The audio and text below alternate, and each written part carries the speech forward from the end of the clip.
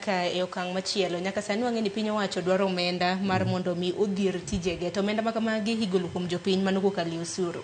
Akendo to wach ni wani crisis gi sani masi nikech kineno dwaro mano mar duoko moko kuom fuondi mago mag finance bill iwacho ni proposed amendments gin 47 mago lokruoge mopogore opogore ma bende koro idwa kel mane finance bill mano ma higani. Dwaro mar choko osuru manyien bende piny owacho geno ni ka giduoko amendments makamago gibiro bedo ka gichoko osuru madirom milion 100 gi 50. Koro samoro masi inyalo mana leronwa ni gik mage mabeyo ma samoro nantiere finance bill makama ma samoro koro nyalo duoki. Achiel kuom gina neno wach makate zero rating.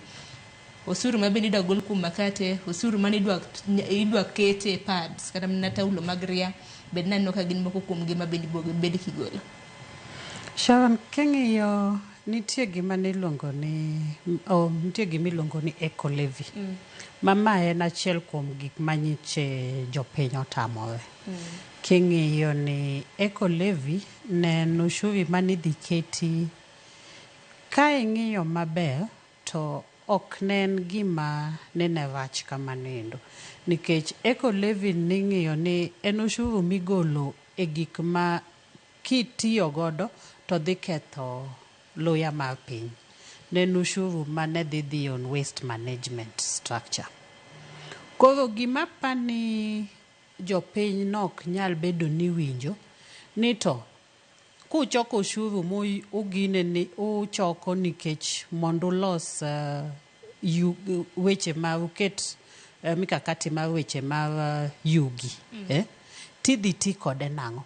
Kik obedi kaka housing levy ma ichoko to kipenjo ni pesa no ni kanye to ng'ato wacho ni pesa ni okete ang'owa nokete bonds ni pod gitimang'o nikech ne king'iyo ni nonengo be ni eco levy ni loso weche ni gimwaluongo ni financing Kenya sustainable waste management program manidhi keti ni kaka county ka county ewe kakurito takataka u. To king'iyo gik machalo kaka plastics, gik miwito jwelni, ang'o ginegi, mage gik maketho ang'owa, ketho aluora mar ji. Mane gima eco levy ni dhi keti. Koro ka en plastic, kutiyo gi chupni mek plastic, ka en company mane loso gik machalo mek plastic, jwala ginegi. King'iyo simu ginegi ni kwasetiyogo noti, titerogi kanye, iwitogi. Ikia ni battery mane simu nendo, en gi adhara mane ang'owa e piny kate loko motimo ang'o kumodhieno. Koro nengo beni keto ni nitie kame choke gigi eni ama ng'at mabiro choko gigi eni ma idhi los gi ma mondo kik gitim ang'o kik giketh aluora mar piny. Koro mane kaka ne onengo beno be to king'iyo ne companies mang'eny ne wacho ni gima ne gidhi ng'iyo ne dhi timang'o dhi medo bech gik ma giloso gieni nikech ni dhi medne gigi osuru gi kwana tamala par. Yes. Koro kanedo ka gimoro ma kimedo gigen ma kila achiel to nido ka dhi medore gi Sh9 midhi mede ang'owa e gimiuso. Ko gin ne ging'iyo gineno ni gigi dhi timang'o medo bei mar gik ma gitimang'o ma giuso ma koro dhi golo gi gimiluongo ni competitiveness margi ne dhi timang'o ne dhi dok piny nikech bech gige gi dhi timang'a ne dhi malo. To ka koro dang' duog nyiswa maber ni eco levy ni waseketo ni kamae kaka kwachoke twadhi tiyo godo. Ageno ni ng'ato ka ng'ato dwa nodagi aluora maber. Ok ni ka gikiny tiwene nyithindi kama piny oketho ma kata lo o kata kipuro to ok nyal timo ang'owa, ok nyal ng'ado cham.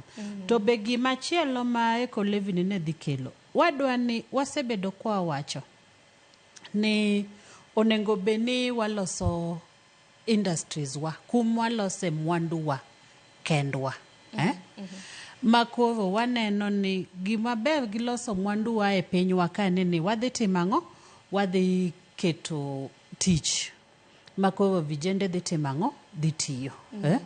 Ma mane gimonego bed ni sirikand ne timo ang'owa, timo moloyo weche nikech ng'ato nyalo penjo ni lwasi bende ber nikech king'eyo thoth kembe kata mana joket mwandu thothgi bende gin ema gindiko jotije ma pacho ka.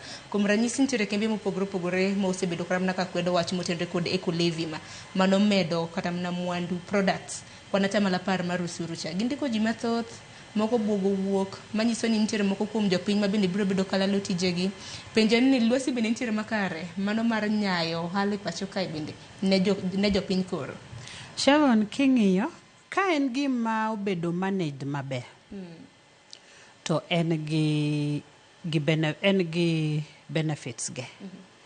En mana ni sirikal nokonyiso, owacho ni shida ma wantiere godo ni sirikal okia kaka wuoyo gang'o, wuoyo gi jopiny. King'iyo nitie gik moko ok onego bed ni kaka towel ma jok ma mine tiyo godo. Nikech ma pile pile wawacho ni ma en gima king'iyo the long kako odhi ketho. Nikech nyathi mantiere primary ma ok dhi tiyo gi towel nikech bechi odhi malo, ibo yudo kotimo ang'o, ok odhi skul. Nitie ndalo moko otimo ang'o, moko dhi e skul. To king'iyo mane gimwa bedo kwa temo godo ni wagol kata president wa mokwongo wacho ni wagol ang'o, wagol ujinga. Ka nyathini nyalo bet ni dwe omis ok odhi e klas ndalo 4 e dwe ka dwe. Nyathini bogik nikech wich kuot mobedo godo, nyathini bogik ndalo mowacho ni ok otimo ang'o, ok odhi skul. King'iyo gik machalo diapers. Koro eco-levy ni nitiere gik ma inyal kete nikech kaka ing'iyo simbi kiwito, laptop nitiere ma gik mitiyo godo electronics gi nitie ndalogi ma king'iyo to ndalogi tich gi orumo. Kata TV ka intiere godo sani TV moko mane nitie jok ma kata black and white kaka ne ginyiew to pod gintie godo e utegi nikech kata gimbe gikia kaka gitimo ang'o, gi dispose gi. Kata TV moko manido ka chien ni otimo ang'o, oyware mabor chande. Iyudo ka ng'ato pod entie kode ode, ok ni odware, to nikech kaka otimo ang'o, kako dispose of otimo ang'o, otame. King'iyo kata gik machalo computers mwatiyo godo e office gi. Iyudo ka nitiere kata dhi mana ka sirikal, ibo yudo ka office moro nitie ma kosekethore ma ok nyal ti kode, to kawe odhi okete kanyendo nikech jogi ok ong'eyo kaka dang' timo ang'o, kaka dang' wit gigi eni. Nikech kata imbe kipawo ni gini ka wite, nitie gik ma intiere godo iye kanyendo machalo beta gidhi gine nang'o. Koro wadwa ni mondo wang'i ni en ang'o maber ka en eco-levy ni. En ang'o maber. En ang'o marach. Koro marach ni ogol kik keti. To maber madhi kinyo, madhi loso ne jopiny. To timo ang'o, to keti.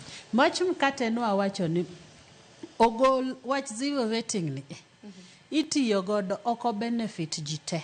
Nitie mana kambe matimo ang'owa mo benefit. Nikech oketo gimiluongo ni tax refund. Nikoro idhi ni kiawe mondo chuli ang'o, VAT mane timo ang'o, mane chulo cha. To kaka ing'eyo, sani nang'iyo nitiere company mo maloso chumbe kaini. King'iyo ni ne nitiere mi gimiluongo ni ok onego gichul. Gima gikwayo ni mondo government ochulgi. Gidok ne beni gichulo suru, gine makore chulo gi. Gine monengo bene chulogi. To king'iyo kigole gimiluongo ni zero rating, itere tax imiluongo ni tax exempt. Tax exempt ni onge osuru ma ng'ato no chulo, to be onge osuru modhi charge ng'ato. Koro gimiluongo kae ni mondo VAT refund ni onge. To iyudo ni sirikal osebedo ka wito king'iyo higa mokalo. Apani kaluwore ni nyalo bet ni tax VAT refunds mane ji claim mambe ndalo moko ne gidhi magigo koko jok maloso mapidho maua gini ne wacho ni KRA ok timo ang'o, ok chulgi. Ne yudo ka en chiegni billion apani en billion 250 kadhi mbele kanyo. Mane pesa mwamanyo ni mondo wati godo. To ng'ato tiyudo ka dwa ni mondo timo ang'o, ochule. Koro Finance Bill 2024 ni nitie gik mabeyo. to kaka noamua kaka ji notamore gik mane wicho mabe moko nosegol kata kaka nogine kaka ne wacho ni atamalo 2.5 mane dhi kete ang'oa e mtokni kaka ma mkate ne wacho ni mkate ok onego bed ni beche dhi ang'o dhi malo nikech mkate en a basic commodity ot dwaro ang'o dwaro gini to king'iyo moko kuom finance bill ni yudo ka gimoro noket gimoro ni yudo ni delete ni goal clause mane watiyo godo 2023 en ni goal ama ng'ad gi wadni eni or a sentence titimango movi iket moro so moko nena ni delete and replace with erokamano ahinya FCPA